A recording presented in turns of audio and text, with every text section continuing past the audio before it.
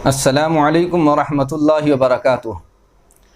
محترم ناظرین، رمضان المبارک کا آخری عشرہ چلنے والا ہے، اور اس آخری عشرے میں جو اعتکاف میں بیٹھا جاتا ہے، میں ضروری سمجھتا ہوں کہ اعتکاف کے بارے میں کچھ باتیں بتا دی جائیں تاکہ اعتکاف میں بیٹھنے والوں کو آسانی ہو جائے۔ اعتکاف کی کیا فضیلت ہے کہ اعتکاف میں بیٹھنے کا کتنا ثواب ہے، اور اعتکاف ہمیں کس دن سے بیٹھنا چاہیے اور کب تک کرنا چاہیے، اور کون سا اعتکاف سنت ہے کون سا نہیں۔ تو اس کے بارے میں اگر اعتکاف خالص اللہ کی رضا کے لیے اعتکاف کیا جائے تو بہت اونچی اور عظیم الشان عبادت ہے۔ رسول اللہ صلی اللہ تعالی علیہ وسلم اعتکاف کا بہت ہی زیادہ اہتمام فرماتے تھے۔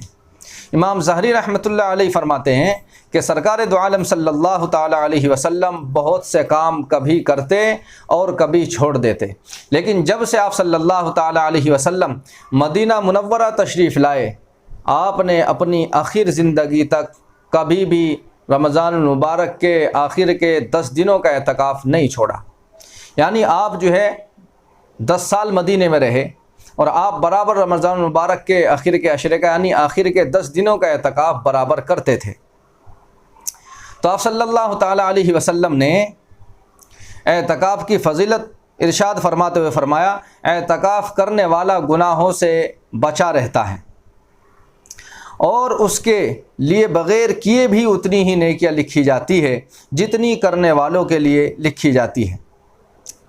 اعتکاف کرنے والا گناہوں سے بچا رہتا ہے اور اس کے لیے بغیر کیے بھی اتنی ہی نیکیاں لکھی جاتی ہے جتنی کرنے والوں کے لیے لکھی جاتی ہے۔ رمضان شریف کے آخری 10 دنوں کے اعتکاف کا ثواب 2 حج اور 2 عمروں کے برابر ہے۔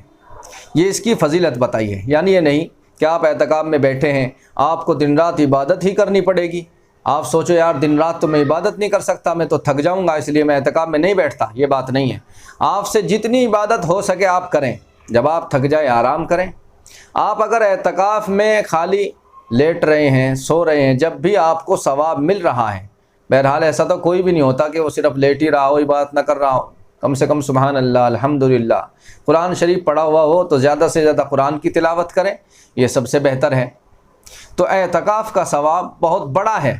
سب سے بڑی بات حدیث میں کیا بتائی کہ اعتکاف میں بیٹھنے والا گناہوں سے بچا رہتا ہے۔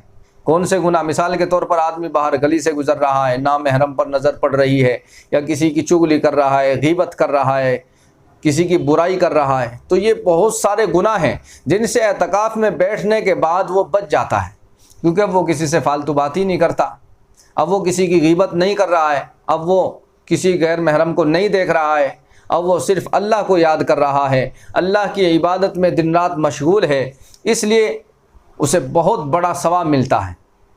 اعتکاف میں کب بیٹھے؟ اعتکاف میں جب رمضان المبارک کا 20واں روزہ ہو، 20ویں روزے کو آپ سورج چھپنے سے پہلے مسجد میں آ جائیں۔ یعنی یہ کہیے کہ مغرب کی نماز سے پہلے 20ویں روزے کو مغرب کی نماز سے پہلے آپ اپنا بستر، اپنا سامان، اپنی ضرورت کا سامان لے کر مسجد میں پہنچ جائیں۔ کس مسجد میں اعتکاف کریں؟ جہاں جماعت سے نماز ہوتی ہو، وہاں اعتکاف کرنا چاہیے۔ اعتکاف میں یعنی کہ ایک ہی آدمی بیٹھے، کئی آدمی بھی بیٹھ سکتے ہیں، جس کا دل چاہے وہ اعتکاف میں بیٹھے۔ بہرحال اعتکاف سنت مؤکدہ علی الکفایہ ہے۔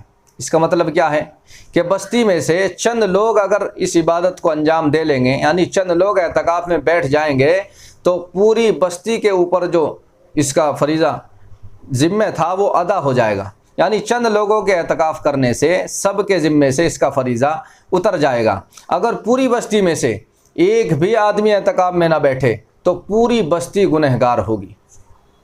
اللہ تعالی ہم سب کی حفاظت فرمائے۔ امید ہے کہ مسئلہ آپ کے سمجھ میں آ گیا ہوگا۔